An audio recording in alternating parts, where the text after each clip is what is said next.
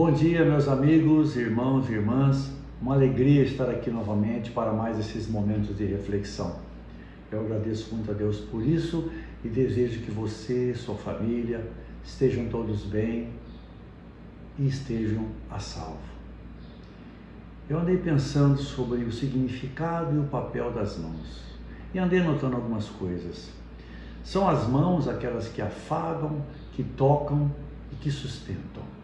As mãos são para mim como uma verdadeira extensão de nossa alma, do nosso coração e de nossos sentimentos. São as mãos que orientam, que indicam o melhor caminho e que acenam nas chegadas e nas partidas. Mas são também essas mesmas mãos que promovem a guerra, que maltratam e que agridem.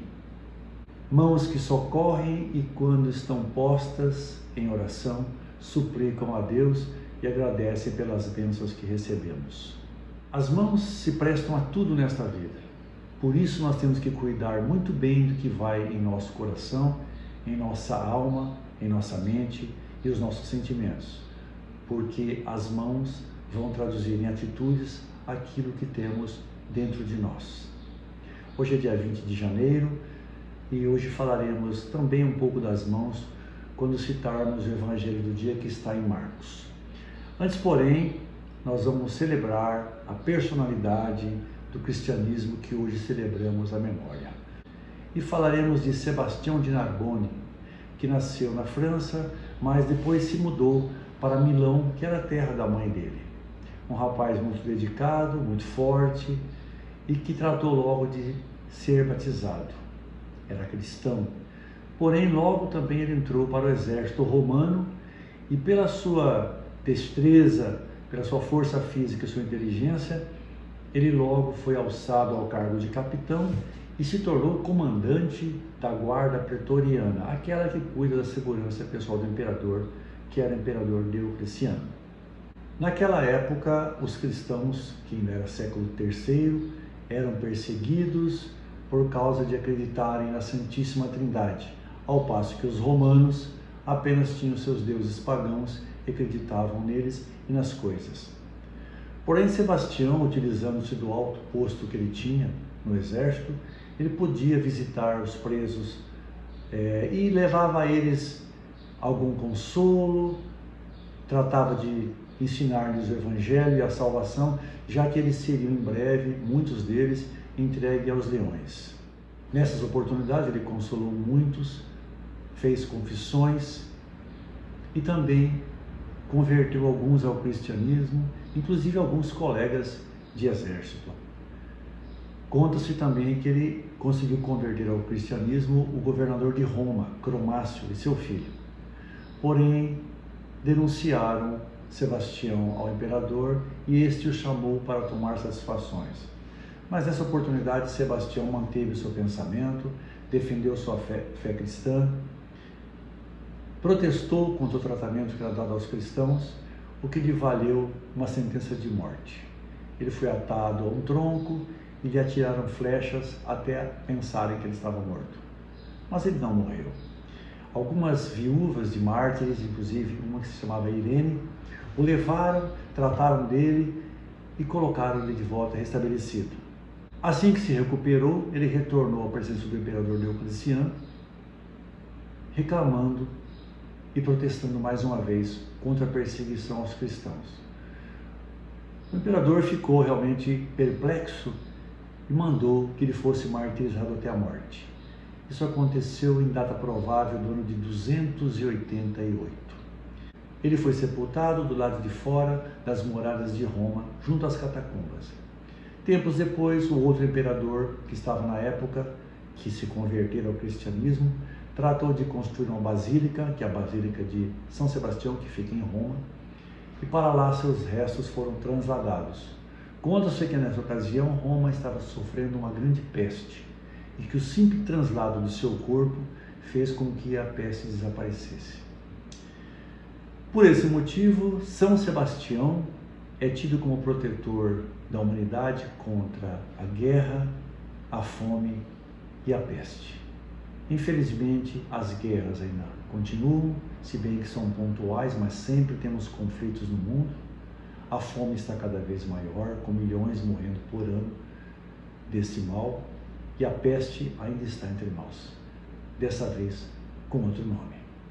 Peçamos a São Sebastião que rogue junto ao Pai para que nos livremos desses males. Vamos agora ao Evangelho de hoje, que, como eu disse, está em Marcos, capítulo 3, versículos de 1 a 6.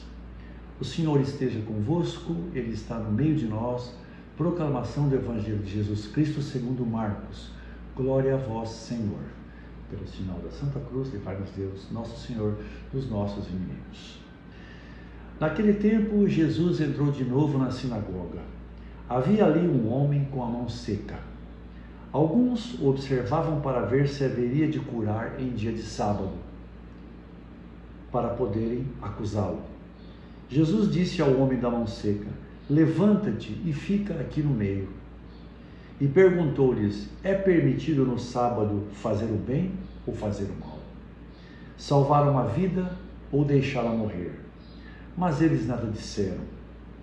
Jesus então olhou ao seu redor, cheio de ira e tristeza, porque eram duros de coração, e disse ao homem: estende a sua mão. Ele a estendeu e a mão ficou curada.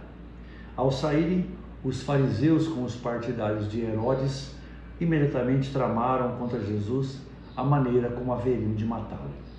Palavra de salvação, glória a vós, Senhor. Meus caros amigos, irmãos e irmãs, o Evangelho de hoje nos mostra mais uma vez Jesus numa posição de desafio. Ele não tinha dúvidas quanto à relação se iria curar ou não aquela pessoa que estava com a mão atrofiada. O desafio de Jesus era contra a religiosidade que imperava naquele tempo. As pessoas se prendiam a tradições seculares, na qual estava previsto que não se fizesse nada aos sábados, nem mesmo socorrer alguém. Se prendiam a isso para ficarem livres de qualquer atitude. Isso se chama religiosidade. A pessoa se prende a ritos, leis e costumes, mas essas mesmas leis ali estavam para proteger os mais abastados, as classes mais favorecidas, em detrimento daqueles que estavam em posição inferior. Mas Jesus era realmente uma pessoa contestadora. Ele veio para subverter a ordem vigente, para quebrar aquelas tradições, aqueles paradigmas que simplesmente atavam a mão de todos.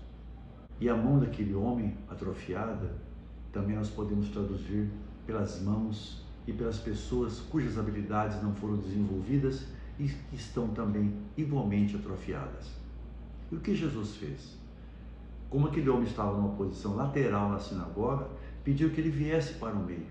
E aqui, meus amigos, vir para o meio significa deixar de lado aquela sensação de inércia, aquela postura de prisão ao pecado, às angústias, aos medos e à falta de coragem. Vir para o meio significa assumir e dizer: sim, eu quero. E ele pediu que estendesse a mão e ela foi curada. Os fariseus apenas observavam Jesus porque queriam pegá-lo, contrariando as leis, para denunciá-lo e para poderem matá-lo. Eles não concordavam que a lei vigente, que a ordem que estava ali fosse quebrada. E a religiosidade deve ser também deixada para lá. Muitas pessoas se prendem à religiosidade, às tradições, para se absterem de fazer aquilo que devem fazer. Muitos cristãos vão à missa, comungam e após aquela horinha semanal continuam vida fora cometendo pecados, não participando daquilo que a palavra de Deus pede, que é a amizade, o amor ao próximo, a fraternidade, a caridade e por aí vai.